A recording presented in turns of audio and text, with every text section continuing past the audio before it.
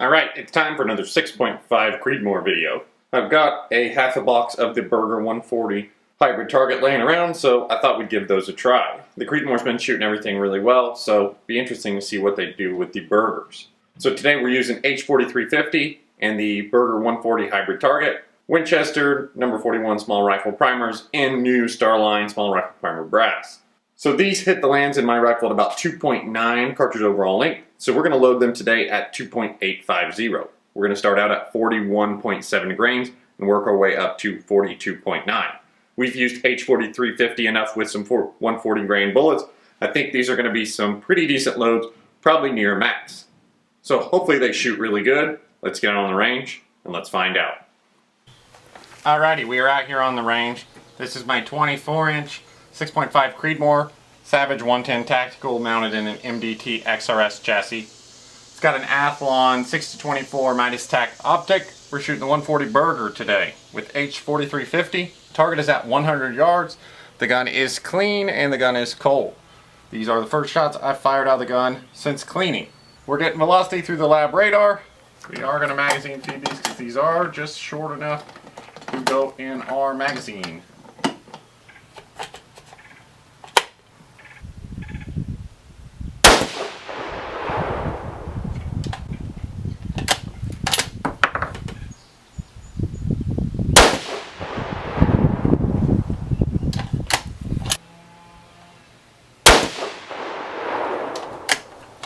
Alright, excellent start there with our 140 Berger. Let's take a look at our brass. Brass looks pretty good.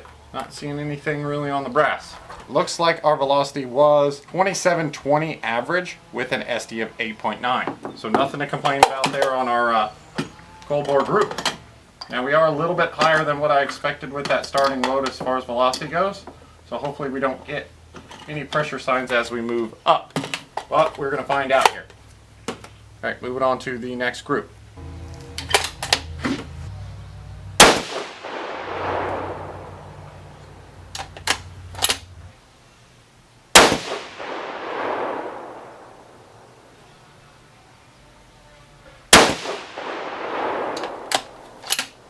Alright, so looks like the group fell apart on that one. Don't know what happened there. Let's take a look at our velocity. That one we jumped way up to 2746 average with a 9.1 SD. So nothing wrong with these velocity numbers. We are getting up there though. Hopefully we can shoot these last two.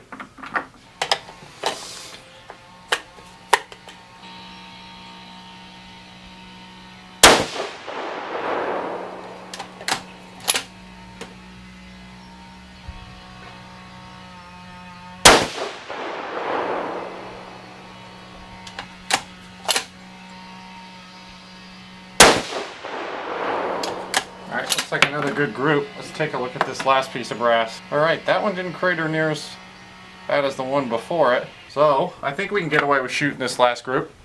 That looked like the group improved. Let's see how the velocity looked. Alright, that one was 2778 average with an SD of 10.4.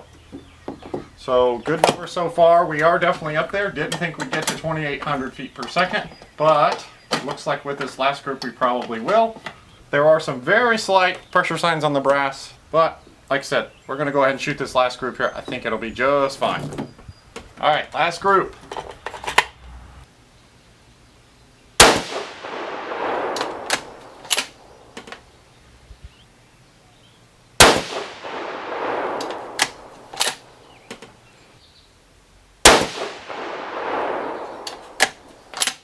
Alright, so we got away with shooting these today. Couple little ejector swipes and some crating on our primers, but nothing scary.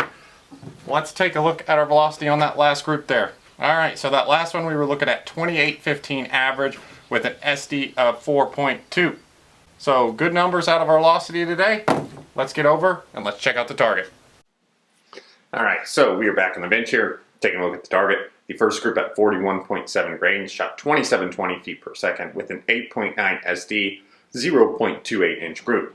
Nothing to complain about here, especially since this included the cold bore and the oil shot per se. Moving up to 42.1 grains, we shot 2746 feet per second, 9.1 SD, and just over an inch at 1.03. Moving on to 42.5 grains, we shot 2778 feet per second, 10.4 SD in a 0.39 inch group. And moving on to our last group of the day at 42.9, we shot 2815 feet per second, 4.2 SD in a 0.83 inch group. So overall, pretty pleased with the results here. You know, that 42.1 grain load was a little bit disappointing, but everything else shot under an inch, and we had that one group at 0.28. Very happy with that. SDs looked good across the board too, even considering this is new brass. Now, speaking about our brass, there are a couple little signs of pressure on this brass. Now, we knew we were going to be somewhere near the top end. Most load data from Hornady shows 140 grain bullets with H4350 maxing out around 2,700 feet per second. You know, we reached 2,800 feet per second with the Berger, which is a little bit longer bullet than I think most of the Hornadys anyway. So we knew we were going to be close to that top end. Now, looking at our brass, it's nothing scary. There's a couple real slight ejector swipes, a little bit of cratering on the primers, but nothing scary here. I think we could shoot these loads, especially since Hodgkin is a temp stable powder, and it was pretty hot the day we shot these. So let me know what you guys want to see next in the 6.5 Creemoor. Seems like this Savage will shoot about any bullet pretty well. So thank you guys for watching, and we'll see you next time.